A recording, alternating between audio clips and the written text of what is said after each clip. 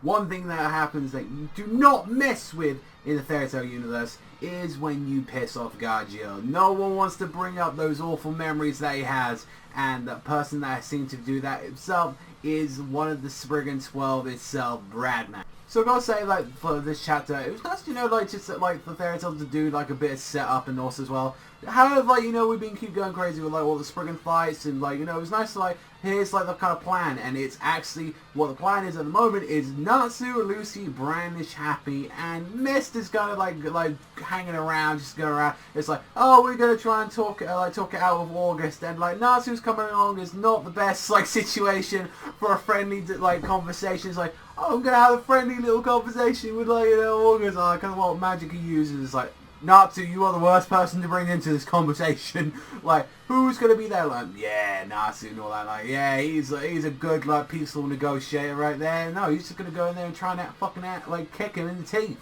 Although Brandish did say, like, you are going to be obliterated, like, at any second that you try and, like, go against toe-to-toe. So, like, they are really trying to build up that, like, this guy, August, is definitely a threat alongside with Lean. And I think there was, like, a nice little bit of comedy at the start where it's like, oh, like, there's a, like, let's make it, like, a way, like, how we can get able to, like, get around here, like, very quicker. It's, like, turning Happy into, like, this colossal, like, Shingeki no Happy, like, going into this. And, like, you know, giving a little bit more to Brandish, like, oh, God, this thing is so big, fluffy, wuffy guy. It's like, wow, like, who'd thought I'd say that to Happy?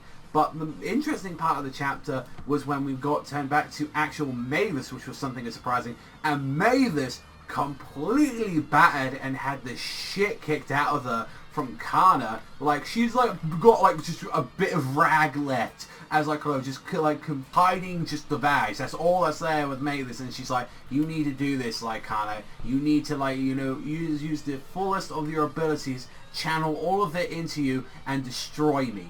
That is the way how we can stop Zera. So we can not have this shit go on. It's like, if I'm gone, then there's no problems going on with Zera. And this is the thing. So you can clearly see that what's happening is that she's probably going to use, like, fairy glitter. That's kind of like the idea that why Kana is the only one that's able to do this. Because she's the only one that has fairy glitter, and fairy glitter being the most powerful offense magic that Fairy Tail has to offer out of, like, all of its great magics. So they're thinking, like, oh, this kind of makes sense for, like, them to use it. Like, so, like, you know, fairy lore and fairy glitter are the ones that could do this. But unfortunately, like, when it comes to, like, with fairy glitter, you need, like, to actually have a sin.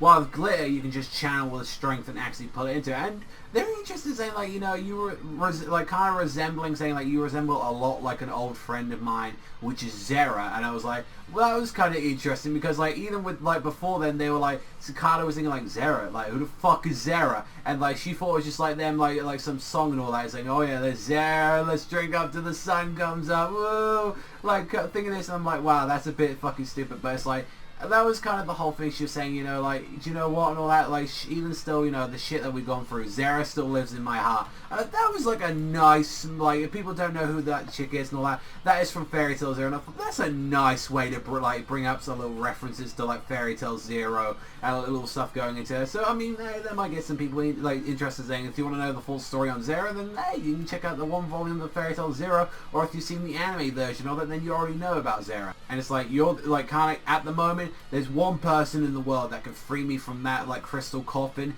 and also as well freeing Zera, and that is you, Kame. You're the one that needs to use fairy glitter. It's like, you know, you're not using this spell to like attack a Hongrad, but you're using it to save one. You need to do that. And then the rest of the chapter focuses on going back to the Northern Fiore front, where we get to see, like, pretty much everyone is taking out all of the fucking Spriggans, like, little goons everywhere. You had Mira, you had, like, Elfman, you had...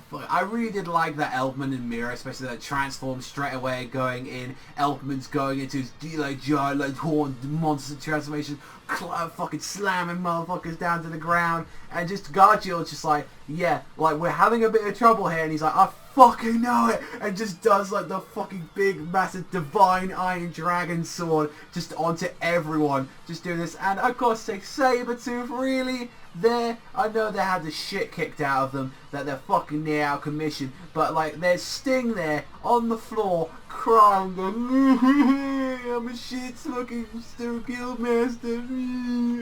Really?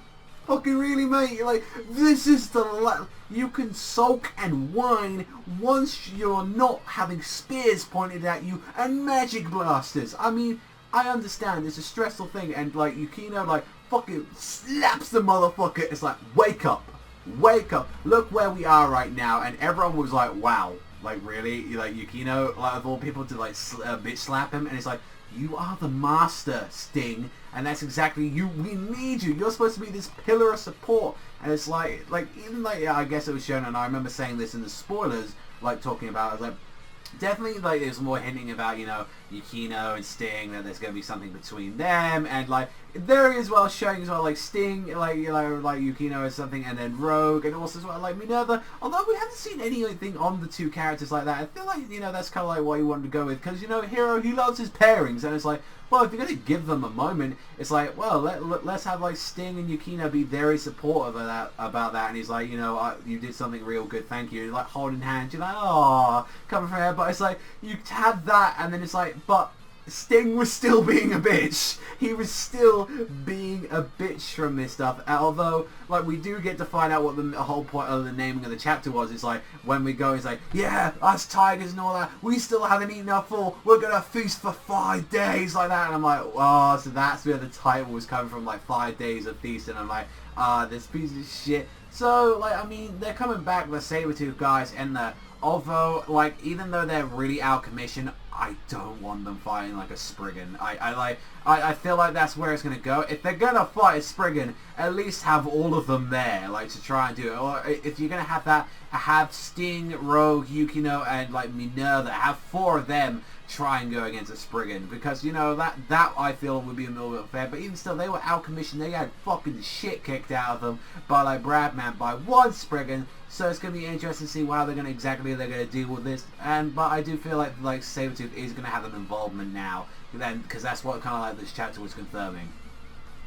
And you guys know me, I'm not like the biggest like out of all like Sabretooth fans. Like, I think that like there's some cool parts of Sabretooth, but it's like, yeah, it's like, you know, Sting again kind of resorting to like kind of like going to the crying again was a little bit I will say though, Minerva had a really good moment like in this chapter where she just blew up everyone, and she brought back like that whole like, was it ancient god language that she has, God Ayulagdida, like that, and translating to vanish as she like blows everyone up. I was like, I always liked that about Minerva. It's like she had like this, like, especially she's like the one character out of all of them that has like a different language from Minerva, and just doing like Ayulagdida, just blowing them up. I was like, okay, I found that actually kind of cool going from there. And, like, you know it's bad when Sting, like, is doing this shit, and even Rogue is taking the piss out of him when he's like, you hear that, Master Crybaby? And he's like, you ain't gonna let me live this down. It's like, I don't think a lot of people are gonna let you live that down, even after that chapter,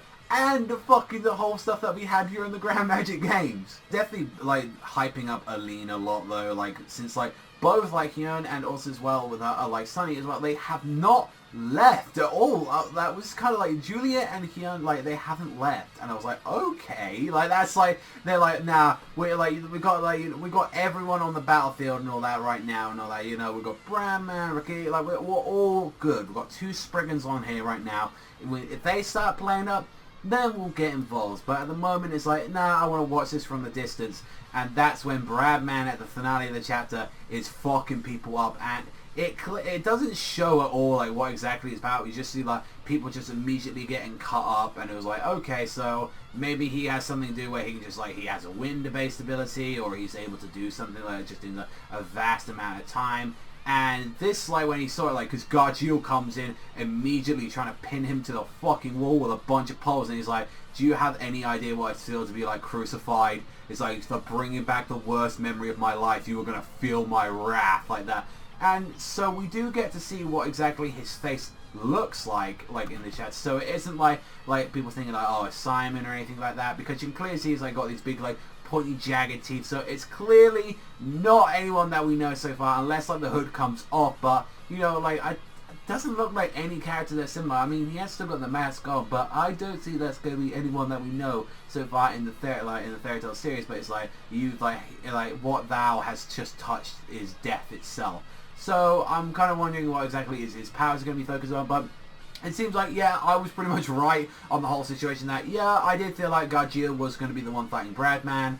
The question is who's going to be fighting the other Spriggan. If that's the case, though, like with the other Spriggan, that the last one that we had to be revealed, and Elena's not going to be entering, does that mean Mira's going to fight that, like, the other Spriggan first? Like, that's the big question about that. So I'm kind of wondering, like, what's going to be happening with that. Other than that, like, this chapter wasn't at all, like, too crazy. I mean, we did get the setup of the fight going on between Gajeel and, like, Bradman. We also, as well, had the stuff going on with, like, Kana is actually trying to destroy Mavis and, like, trying to use fairy glitter on her. The saber-tooth moment, it was like, I think it was, like, the lowest point of the chapter, actually, where it was, like, I kind of hate that it was like Sting like actually was just like, oh, I'm gonna cry, like kind of like what he did in the Grammar games. I feel like it would have made sense if he was like literally fucking on the floor, like saying I can't move anymore, like I'm physically fucking broken down, and then maybe Yukino slapped him.